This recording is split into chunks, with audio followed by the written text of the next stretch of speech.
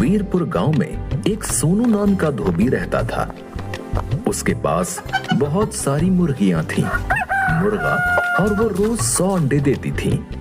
वो उन अंडों को टोकरी में रख लेता था। सोनू अपनी पत्नी से बोलता है, सीमा, मैं अंडे बेचने जा रहा हूँ, मुर्गी को दाना डाल देना। हाँ जी, डाल दूंगी। सोनू स्कूटर पर शहर के घरों में अंडे पहुंचाने जाता था।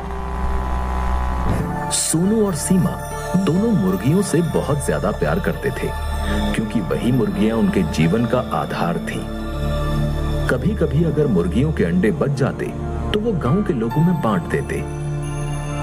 एक दिन सोनू अपने घर फ्रिज खरीद के लाता है। गांव में किसी घर में फ्रिज नहीं था। सोनू मिठाई लेकर अपने पड़ोसी कालू के घर पहुंचता है। लीजिए कालू भैया, मिठाई खाइए। किस बात की मिठाई है? आज मैं फ्रिज खरीद के लाया हूँ। क्या फ्रिज? ये तो बहुत अच्छी बात है। कालू सोनू से बहुत जलता था।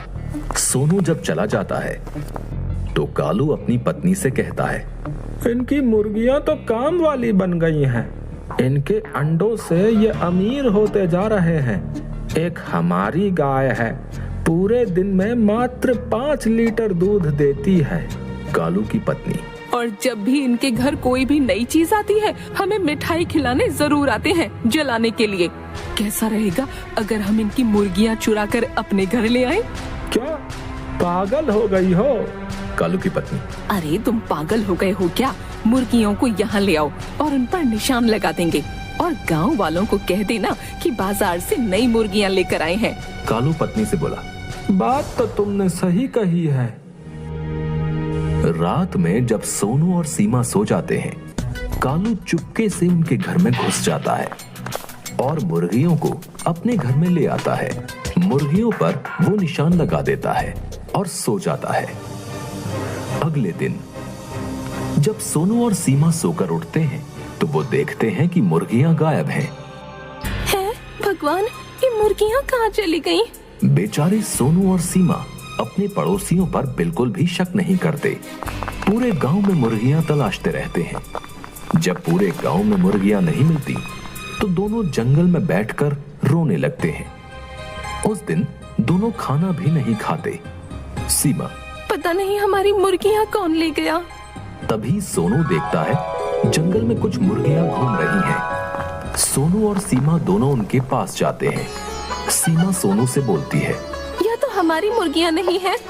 हाँ, ये तो हमारी मुर्गियां नहीं है, लेकिन लगता है भगवान ने इन्हें हमारे लिए भेजा है, वरना ऐसे घने जंगल में किसी को मुर्गियां कैसे मिल जाएंगी। सोनू और सीमा उन मुर्गियों को अपने घर ले आते हैं। अगले दिन सीमा मुर्गियों के अंडे उठाने लगती है। तभी उसे एक सोने का अंडा दिखता है। अरे सुनते हो, देखो मुझे क्या मिला है। क्या? सोने का अंडा? ये मुर्गी ने कैसे दिया? अगले दिन जब मुर्गियां अंडे देती हैं, तो उसमें एक और सोने का अंडा दिखता है। लगता है ये मुर्गी रोज एक सोने का अंडा देती है। सोनू और सीमा को रोज एक सोने का अंडा मिलने के कारण वो लोग जल्दी ही अमीर हो गए। वो जल्दी एक बड़ा घर बनवा लेते हैं और गाड़ी भी खरीद लेते हैं। उधर कालू जब भी मुर्गियों के अंडे उठाता तो मुर्गियां कालू को चोंच मारती। कालू और उसकी पत्नी मुर्गियों को मारते थे और जबरदस्ती अंडे उठाते। इन मुर्गियों ने तो नाक में दम कर दिया है। वहाँ इतने प्यार से अंडे उठाने देती थी, और यहाँ ये मुर्गियों ने इतना नाटक करते हैं। कालू की पत्नी, सोनू का तो इतना बड़ा घर बन गया और उन लोगों ने गाड़ी भी खरीद ली। समझ ही नहीं आ रहा उनके पास इतने पैसे कहाँ से आए। कालू रात में सोनू के घर जाकर देखता है और चुपके से सोनू और सीमा की बातें सुनने लगता है। सोनू, आज हम जो भी हैं अपनी मुर्गियों के कारण हैं। अगर रोज एक सोने का अंडा ये ना देती तो हम कभी अमीर नहीं हो पाते।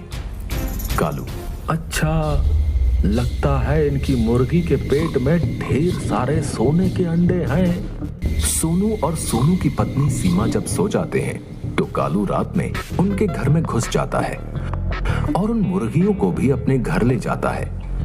कालू सोना पाने के चक्कर में मुर्गियों का पेट चीर देता है। मुर्गियों के पेट में सोना नहीं पाता और मुर्गियां मर जाती हैं। कालू की पत्नी, जल्दी से मुर्गियों को फेंक कर आओ, नहीं तो हम फंस जाएंगे। लेकिन गांव का चौकीदार कालू को रोक लेता है। चौकीदार, अरे ये तो सोनू भाई जी की नई वाली मुर्गियां हैं, तुमने इनको मार डाला।